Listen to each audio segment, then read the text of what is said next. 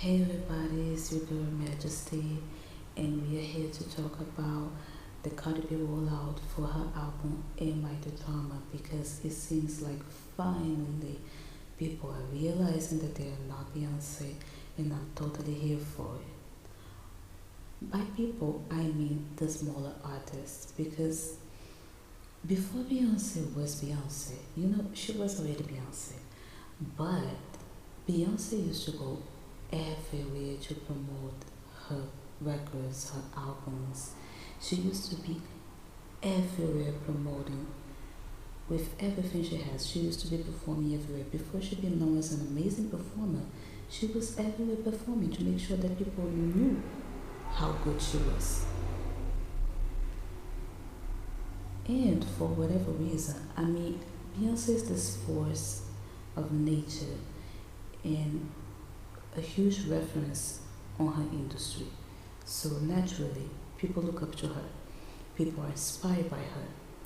But sometimes people are inspired by her in a moment that doesn't make sense on their career, because it's almost like they are trying to be inspired by the Beyonce, what Beyonce is doing now, when they are at the beginning of their career, and they just can't pull it off. So a lot of new artists were like not promoting this stuff, not doing interviews anymore, and basically doing the Beyonce without being Beyonce, which obviously didn't give them the results they were looking for, because it didn't even make sense. So now it seems like they are finally realizing through the lack of results that they are not Beyonce.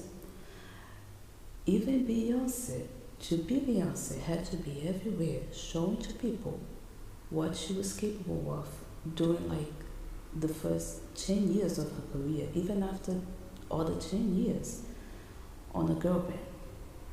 One thing that I listened, one of those new artists talk about that really caught my attention recently was when Lizzo said, like, Lizzo made this video talking about the algorithm and said, like, the algorithm is not promoting anymore, is not giving our announcements of albums and everything to our fandom.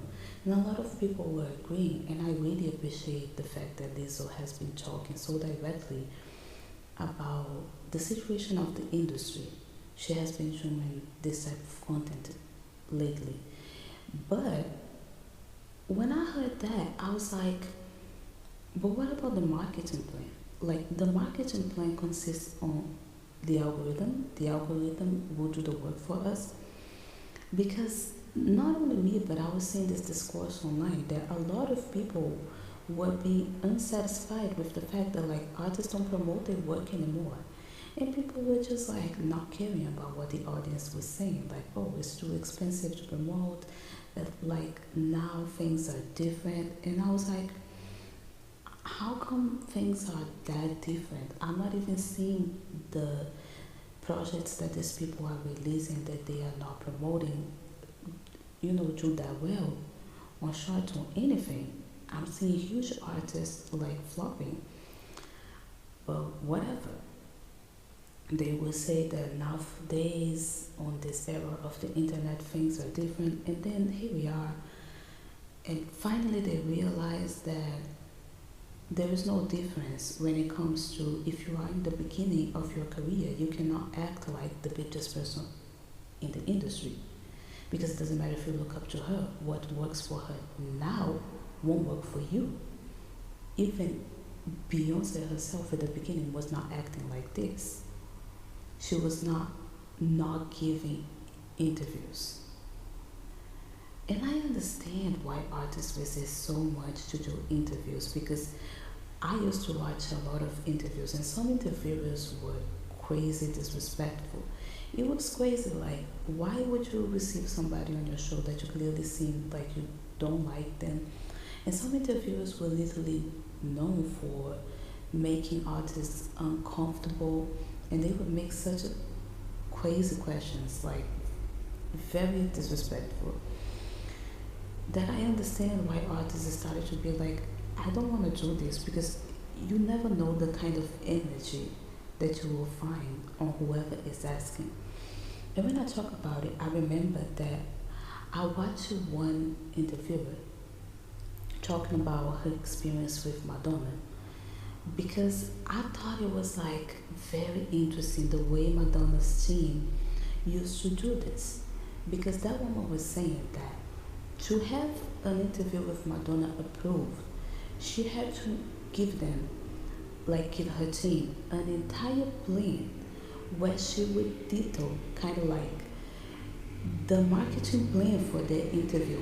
How many times they would show on the TV, like the commercial, how many times they would say they would put an ad on TV saying that they would have an interview with her, and how would be promoted on national level the interview, and even the camera.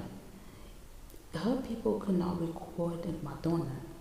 It would be Madonna's team would have a camera, and then they would give the tape for her and her team so they could put on TV. You know, so even like nobody can get a crazy image of Madonna or something to try to hurt her image, because even the camera is from her own team and they are the ones who give the tape to the TV channel. I thought this was very interesting when this interviewer was describing the whole process. And she even said about their marketing plan, right? Because they have to, she has to say, like, I will promote this interview on a national level.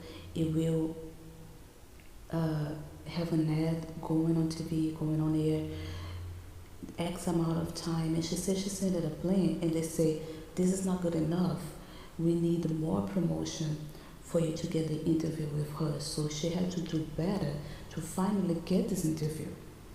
I thought this was very interesting, and it was like a masterclass of how a team of an artist so big can deal with the fact that there is this huge demand for interviews with her. So you can use this to protect your artist and make sure that they won't do anything to hurt her image. They will promote this correctly. And I say all this to say that nowadays artists, they resist so much to give interviews, and it's kind of hard to understand, especially if you're A-list, because you can do it your own way. You can have your own rules to do this, you know, especially because those interviews are not exactly live, so you can have your own rules on how to protect yourself. I'm very happy that about the Cardi B rollout. I'm very happy that she was doing interviews, and I'm seeing those new artists going back to do interviews again, which is great because it's amazing to see these people on a live that is just a conversation and they're talking about their work and just being real people, especially in this era of AI, and we have now AI artists happening. The biggest difference for an AI and something that they cannot reproduce is the human connection. You cannot reproduce the human connection, you know. So music, maybe you can have a robot making music, and it can even be catchy songs. But what about the history behind it? What about the person who's behind it? It's this human connection that cannot be replaced.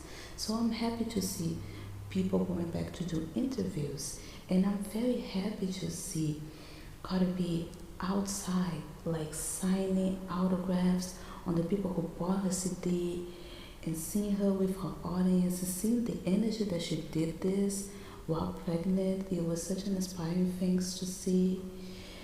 I also love the fact that she was doing like those videos, joking, even with things that people say like, oh, I think Atlantic is cutting her budget, and she was out here laughing in their face, making jokes. I love that. I love when artists don't pretend that they don't see stuff, and instead of this, they just answer, but not in a bothered way, but in a clever way, and they make money out of it. I don't even have to say that I absolutely love the fact that she made those covers those court edition. This was so amazing. For those who don't know, I imagine everybody knows this at this point. But Cardi B was going on court during the promotion of her album, during the rollout, and she became a meme with some of her facial expressions. And she basically used this. I mean, the title of the album is Am I the Drama? So it makes perfect sense for her to use the situational court because it's related to drama, and she used her facial expressions and everything to make a court edition. I guess it was four covers, four different covers. And I'd like to talk about it because sometimes people criticize artists now to do different covers for their albums, and I don't know if it's the Libra in me because I love that. I absolutely love the fact that the artists are doing different covers for their album because they have a lot of options. And 9 out of 10 times, I think they don't know how to choose because the standard is never the most beautiful. And I'm like, thank God they did other ones. So, yeah, me personally, I love the fact that we have different album covers.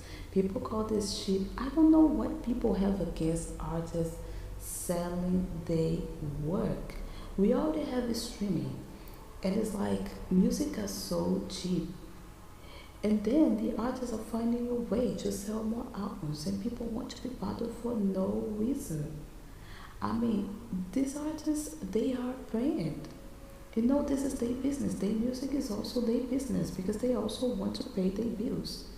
And no matter how wealthy they are, if they are at the top, they are showing the way for the people who are at the bottom. You know what I mean? Like the new artists who are starting and they are like, oh my God, how is it possible? How is it possible to make a living of music right now? And those artists at the top are basically showing the way. Like they are finding their way to make money. And then other people can see, like, okay, maybe I don't know how to make it right now. And of course, at the beginning, it's way harder. But at least I have a place to aspire because there is a place that I can be if I have a certain level of fandom and I can make money of it. But anyway, this is just my opinion. Thank you very much for listening. If you like, don't forget to comment, share, subscribe. Tell me what you think. Let's get the discussion going. Tell me what you think about it in the comments down below. And I'll see you on the next time. Bye.